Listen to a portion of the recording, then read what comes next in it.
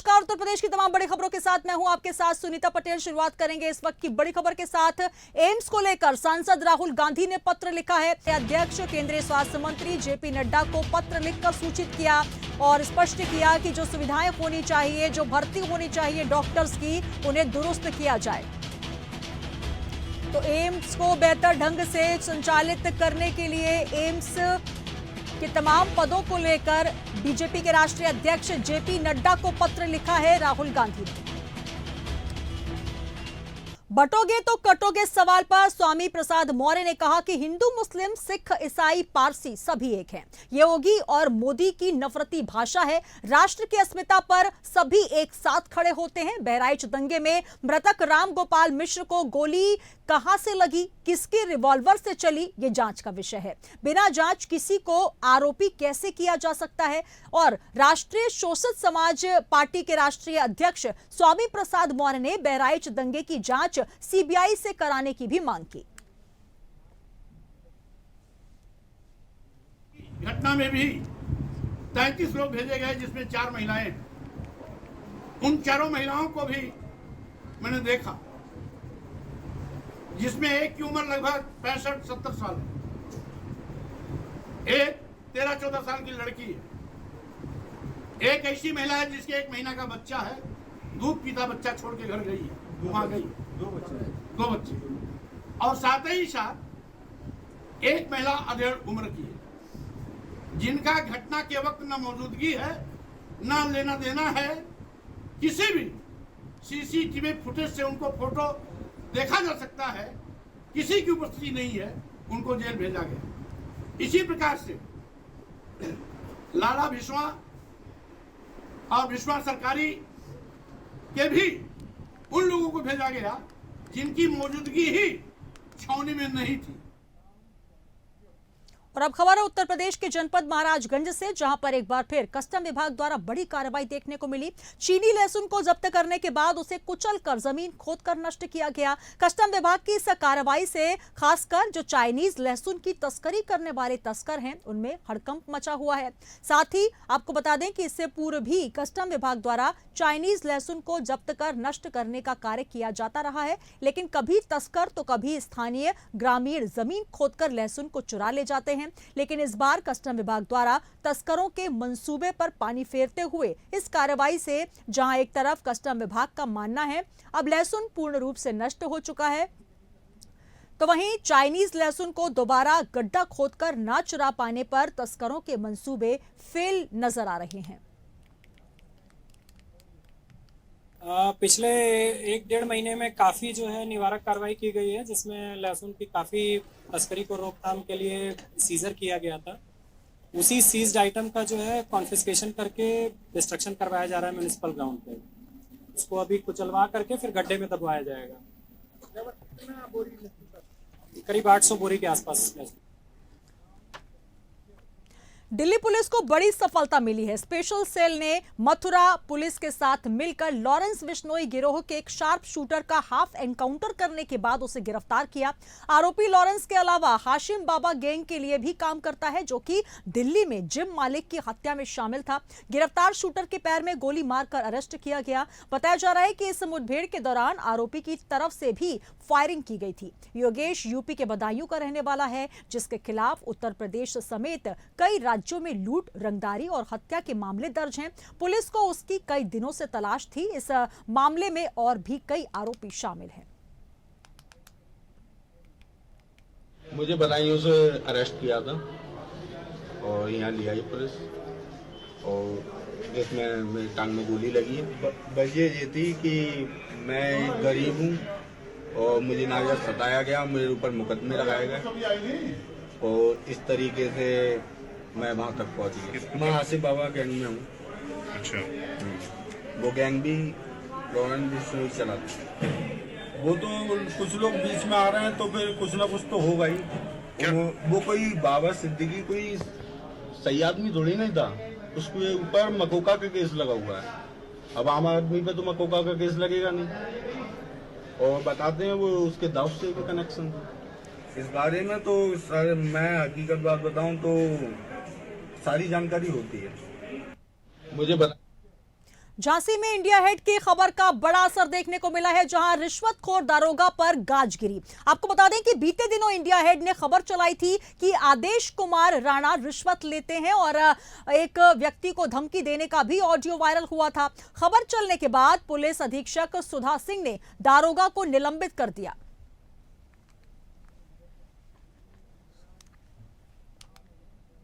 चलिए बात करेंगे मेरठ की, जहां पर गन्ना समिति के चुनावों को लेकर तस्वीर साफ हो गई है। भाजपा ने पुराने और भरोसेमंद लोगों को समिति में जगह दी। बीजेपी में जश्न का माहौल है, तो वहीं राजनीतिक जानकारों के अनुसार गन्ना समिति के जरिए पार्टी गन्ना किसानों और गांव देहात में अपने लिए सियासी जमीन तैयार कर रही है। सहकारी गन्ना विकास समिति मलियाना में विजेंद्र प्रमुख की पत्नी ने अध्यक्ष के पद पर निर्विरोध निर्वाचित होकर मिसाल कायम की, तो वहीं थिरोट के पूर्व प्रधान टोनी कुमार को डायरेक्टर पद पर निर्विरोध जीत मिली है।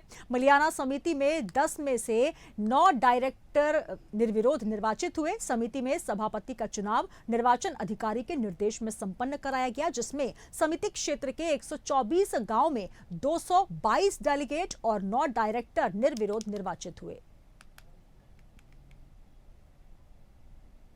हाँ जी, ये संचालक का पद के लिए यहाँ आज उम्मीदवार आए थे जो मल्याणा सोसाइटी से हैं और गन्ना सोसाइटी है, जिनका भी गन्ने से संबंध है।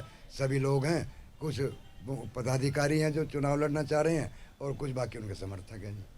हम जो हैं ढडरा सर्किल से, हमारा ढडरा सर्किल है, उसमें हमारे निर्विरोध डायरेक्टर के लिए टोनी कुमार जी का नाम सभी इलाके ने नाम प्रस्तुत करा और कोई नहीं है सामने विरोध। टोनी कुमार जी पूर्व प्रधान भी रह चुके हैं। जी हाँ, एक बहुत कर्मठ आदमी है और सभी के बहुत अच्छा व्यवहार है, सोशल आदमी है, इसीलिए इनका चरित्र और आचरण देखकर ही सभी ने इनका नाम तय किया है। सबका आशीर्वाद मिल गया? सबका जी, टोटल सभी का, कोई बिल्कुल जी निर्विरोध, किसी का कोई विरोध ही नहीं है। पहले से ही नया डेलीगेट भी निर्विरोध और अब डायरेक्टर भी निर्विरोध। मैं जनता ने मुझे निर्विरोध चुना। मेरी जो सर्किल है 12 गाँव की सर्किल है और मुझे उन्होंने निर्विरोध चुना। पहले डेलीगेट में मेरे गांव ने मुझे निर्विरोध चुना और उसके बाद अब पूरे क्षेत्र ने, हमारा जो सर्किल है, उन्होंने मुझे निर्विरोध चुना और नामांकन आज कर दिया है। और सभी का मुझे इनका धन्यवाद है, सभी क्षेत्रवासियों का सहयोग, सभी का पूरे जी जान से, और मास्टर जी का स्पेशल में है, वीरेंद्र मास्टर जी का सबसे, और पूरे गाँव का, सभी जितने भी गाँव हैं 12 गाँव, सभी का मुझे समस्त ग्रामों का आशीर्वाद है। बस मैं मेरे जितने भी डेलीगेट है 24 डेलीगेट है, सभी डायरेक्टर होंगे। मैं खाली, मेरा तो एक नाम है, डायरेक्टर सभी रहेंगे। तो गन्ने की समस्या का भुगतान का जो भी गन्ने, कैसे उठाएंगे? जो भी गन्ने की समस्या होगी मेरे क्षेत्र वालों को मैं उठाऊंगा, उनका जो भी उनके साथ रहूंगा, तन मन धन से साथ रहूंगा। अमेठी में देर रात साथियों के साथ मेला देखने जा रहे युवक पर पहले से घात लगाए बैठे दबंगों ने लाठी और डंडों, लात घूंसों से हमला कर दिया। दबंगों के हमले में युवक गंभीर रूप से घायल हो गया, जिसे इलाज के लिए संजय गांधी अस्पताल में भर्ती करवाया गया, जहां डॉक्टर्स ने उसे मृत घोषित कर दिया।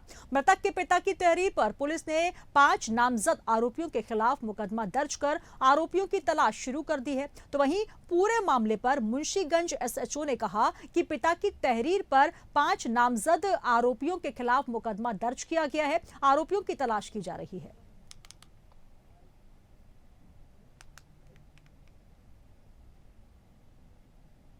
घटना सर इधर था का, मैं दुकान के सामने थे, गुटखा खा रहे थे, उसके बाद में आज दांतों में कॉलर वाले पकड़ लिए, हमारे ऊपर हाथ उठा लिए। मैंने अगर हाथ ऐसा ना करते ना, हमारे भी यहाँ पर मार देते, फट जाता मेरा खोपड़ी। किस चीज से मारपीट हुई और क्यों हुई? बेल्ट से और ईंट से। हमारे बच्चे को विसर्जन में गया था मेले में, एकांत में पाके उसके हत्या कर दी गई। गांव के ही सरजू प्रसाद के लड़के हैं, पिछले कई बार उसने कोशिश की मारने की, लेकिन असफल रहे। राजकुमार को अब की बार मारा जो है, लेकिन चोट चपेट लगी, वो ठीक हो गए। लेकिन राजकुमार का FIR हुआ था, लेकिन उसका जो है गिरफ्तारी नहीं हुई। प्रधान मिलके उसको बचा ले गए। जनपद अमेठी के मुंशीगंज थाना अंतर्गत ग्राम कटरा महारानी में 2 बच्चों के आपसी विवाद एवं मारपीट के प्रकरण में एक व्यक्ति का दवा इलाज के दौरान मृत्यु हो गई।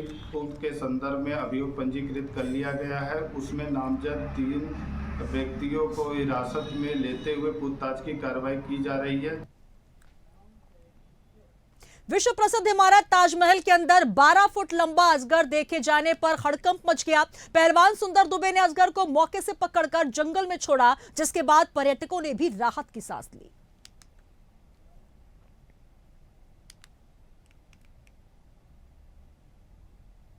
तो मेरे पास खबर आई, मैं जब मैं यहाँ से गया भागकर देखा तो वहाँ पर ये साहब अजगर काफ़ी तगड़ा 11 फुट करीब है जी अजगर। आपका वजन है इसमें करीब 1 मन के लगभग वजन होगा। तब साहब इसको मैं जाकर बड़ी मशक्क़त से बहुत कठिनाई से उसमें पकड़ के मैंने मेरे बेटे ने संगे पकड़ के इसको जब हम लेके आए यहाँ पर। क्या ये ताजमहल के अंदर जा रहा था? जी ताजमहल के अंदर नहीं जा रहा था साहब, ताजमहल के अंदर ही इसमें घुसा ही था, आधा उसमें घुस गया था, आधा बाहर था। बड़ी कठिनाई से पकड़ के इसको जब हमने बहुत ही मशक्क़त करके जब इसको लाए पकड़ के।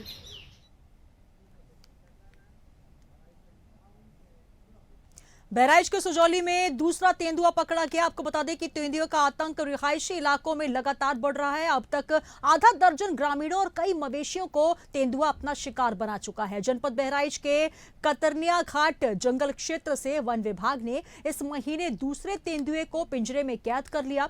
वन विभाग की इस कार्रवाई से लोगों ने राहत की सांस ली।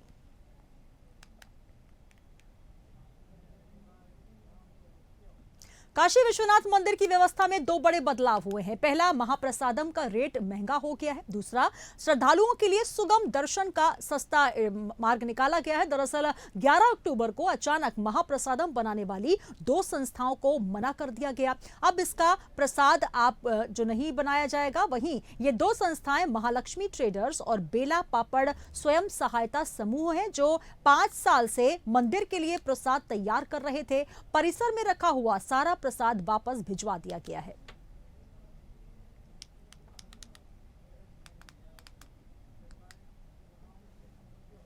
तो वहीं मेरठ के लिसाड़ी गेट थाना क्षेत्र के मदीना गली में ताबड़तोड़ फायरिंग से हड़कंप मच गया। पति पत्नी के बीच विवाद के कारण पति इलाके में आया और फायरिंग कर दी। पीड़ितों ने बताया कि किसी दूसरी महिला से अवैध संबंधों के चलते पति पत्नी में झगड़ा हुआ। इसके चलते पत्नी मायके में रहती है। पुलिस मौके पर पहुंचकर मामले की जांच कर रही है। आसपास सीसीटीवी कैमरे भी खंगाले जा रहे हैं। आरोपी ने एक के बाद एक 20 राउंड फायरिंग की। कि मामला यह था, आसिफ आया। आसिफ कौन है आसिफ? आसिफ मेरा बहनोई है। अच्छा। वो आते ही उनने लोने से मारपीट करी। अब हल्ले आके यहाँ गली में सबके सामने मारा और फिर यहाँ गोली चला के गया। क्यों, किस बात के लिए? किस बात के लिए जी? वो किसी रूही से मिलता, रूही से। उसी वजह से हमने मना करा लोनिया ने, इस वजह से मारपीट करी उसके साथ। अब दोबारा में भी मोहल्ले वाले सब यहाँ 20 राउंड यहाँ फायरिंग करी। हम अपनी जान बचा के भागे। पथराव और फायरिंग ये रही हमारा हाथों में। कितने लोग थे? कम से कम 20। पुलिस को सूचना दे दी? पुलिस को सूचना दे दी थी। पुलिस तत्काल आ गई है। खोके मिले हैं? हाँ, खोके मिला है। नोएडा में सेक्टर 51 स्थित सिटीजन कोऑपरेटिव बैंक के लॉकर में रखे 5 लाख रुपए और आभूषण के डब्बे दीमक चट कर गए।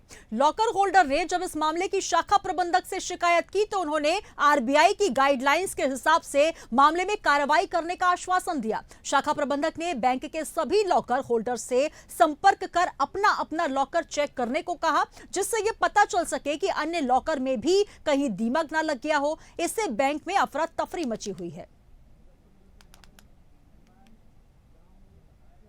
चलिए बात करेंगे उत्तर प्रदेश के जनपद मुजफ्फरनगर की, जहां सीखेड़ा थाना क्षेत्र के बहादुरपुर गांव के मजरे खेड़ी वीरान में 5 साल के मासूम की गर्दन रेतकर हत्या कर दी गई। मासूम अपनी मां के साथ अपने ननिहाल आया हुआ था। सुबह रहस्यमय परिस्थितियों में वो गायब हो गया। बाद में उसकी गर्दन कटी हुई लाश खेत से बरामद हुई, जिससे इलाके में सनसनी फैल गई। सूचना मिलते ही एसएसपी, सीओ और एसएचओ पुलिस बल के साथ मौके पर पहुंचे, जहां पुलिस ने मासूम के शव को कब्जे में लेकर पोस्टमार्टम के लिए भेजा। सीओ ने बताया कि दोनों आरोपी बालक को कुकर्म के इरादे से लेकर गए थे। दोनों से पूछताछ की जा रही है। मौके से हत्या में प्रयुक्त टूटा ब्लेड और आरोपी की शर्ट का कटा हुआ कपड़ा भी बरामद हुआ। इसी के आधार पर पुलिस ने आरोपी को गिरफ्तार किया। बाद में पूछताछ करने पर हत्या की बात स्वीकार की गई। मुजफ्फरनगर के थाना सीखेड़ा में ग्राम खेड़ी वीरान में एक 5 वर्षीय बालक विशाल की डेड बॉडी यहाँ ईख के खेत में मिली है। इस पर मेरे द्वारा और अन्य अधिकारियों द्वारा मौके पर पहुंचकर सीन ऑफ क्राइम का परीक्षण किया गया तो पाया गया कि बच्चे की गर्दन एक ब्लेड से काटी गई है, जो ब्लेड भी वहां बरामद हुई है, और उसकी गर्दन के पास एक शर्ट का फटा हुआ कपड़ा था। जब इसमें डिटेल में पूछताछ की गई अजय नाम के लड़के से, जिसने बॉडी बरामद होना बताया था, उसकी शर्ट भी वहीं से फटी हुई है और उसने अब कबूल किया है कि उसने बच्चे की गर्दन को उस ब्लेड से रेता है। इसमें जो उसके साथ एक दूसरा लड़का था निर्दोष, उससे भी पूछताछ की जा रही, दोनों हमारी कस्टडी में है।